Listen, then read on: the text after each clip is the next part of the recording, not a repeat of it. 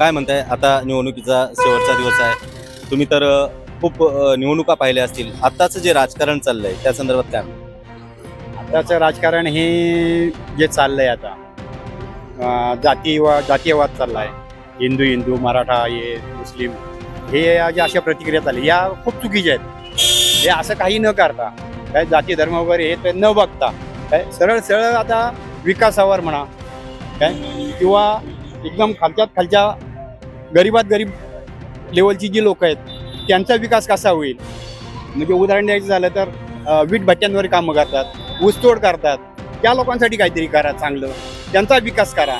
आता विकास हा फक्त असा वरच्या लेवलला दिसतोय, खालच्या लेवलला म्हणजे ग्राउंड लेवलला म्हणावं ते तेवढा विकास नाहीये. विकास होत नाही. पण मला एक सांगा, आता ज्या पद्धतीने पक्ष पोडापोडी किंवा इकडचे कार्यकर्ते तिकडे जातात, त्या पक्षात त्यांना तिकीट भेटतं, त्या सगळ्या ज्या चालल्या म्हणजे निष्ठा नाहीच आहे. काय सांगा? निष्ठा राहिलेलीच नाही. आता पहिले कसं होतं की एकनिष्ठ म्हणजे एकनिष्ठच, म्हणजे कार्यकर्ते एकनिष्ठ होते तसे नेते एकनिष्ठ होते. आता एकनिष्ठता नेत्यांमध्येच राहिलेली नाही तर कार्यकर्त्यामध्ये काय राहील. आज जर मी एखाद्या पक्षाचा कार्यकर्ता असून काय आणि तो नेता उद्या कुठल्या पक्षात जातो मला पत्ता लागत नाही, मग मी काय थांबायचं त्या ठिकाणी. तर ते खूप चुकीचं चाललेलं आहे काय. आणि पक्ष राजकारण म्हणजे जे आता उदाहरण द्यायचं झालं तर आता उघडपणे बोलायचं झालं ते पण बरोबर नाही वाटत. पण हे आता जे पक्ष फोडाफोडी चालले, आज शिवसेना फोडली. शिवसेना ही कोणाची होती? बाळासाहेबांची होती. त्यांचा वारसदार कोण आहे? उद्धव ठाकरे आहेत. राष्ट्रवादी कोणाची होती? शरद पवारांची होती. त्यांचं वारसदार कोण आहे ते बघा. ते काही न बघता तुम्ही कोणालाही देताय.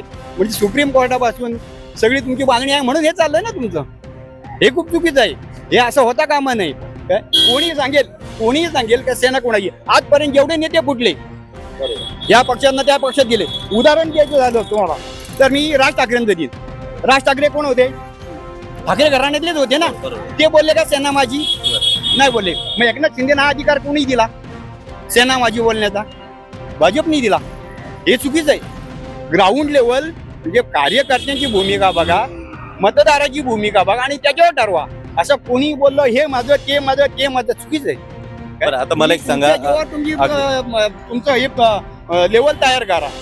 बरोबर. आता मला एक सांगा, एक महत्वाचा मुद्दा आहे की आता ज्या पद्धतीने जे राजकारण चाललंय, पक्ष पोडापोडी, कार्यकर्ते, उद्याच्या पिढीवरती याचा काय परिणाम होईल? कारण आता गलिच्छ राजकारण चाललंय. उद्याच्या पिढीवर याचा परिणाम होणारच आहे.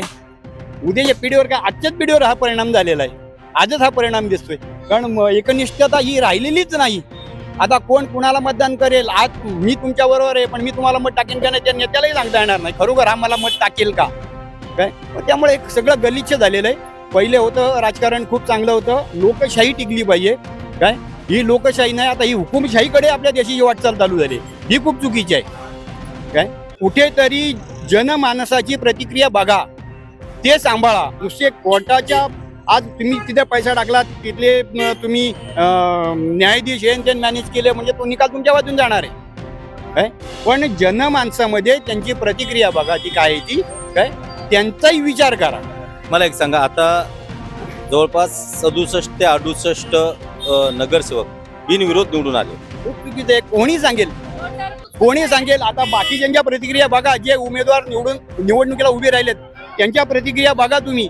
मनसे असो राष्ट्रवादी असो त्यांना मॅनेज केले जात आहेत. करोडो रुपयाची ऑफर दिली जाते. ठाण्यामध्ये पण तेच चाललंय काय. ते सरळ सरळ करोडो रुपयाची ऑफर दिले जात आहेत. हे कशासाठी? हे हुकुमशाहीकडे नाही का ही वाटचाल? लोकशाहीला का आहे का नाही? हे आता तुम्ही ज्या पक्षाबद्दल बोलताय हे अति प्रमाणात इन्कमिंग झाली आहे, सगळं झालंय. तुम्हाला वाटतं की उद्या याच पक्षाला हेच कार्यकर्ते घातक ठरतील? प्रश्नच नाही.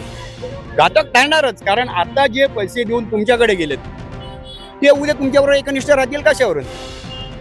आज इव्हन मी स्वतः बघितलेलं आहे की आपल्या देशाच्या पंतप्रधानांनी या अजित पवारांबद्दल एका जाहीर सभेमध्ये भाषण घेतलं.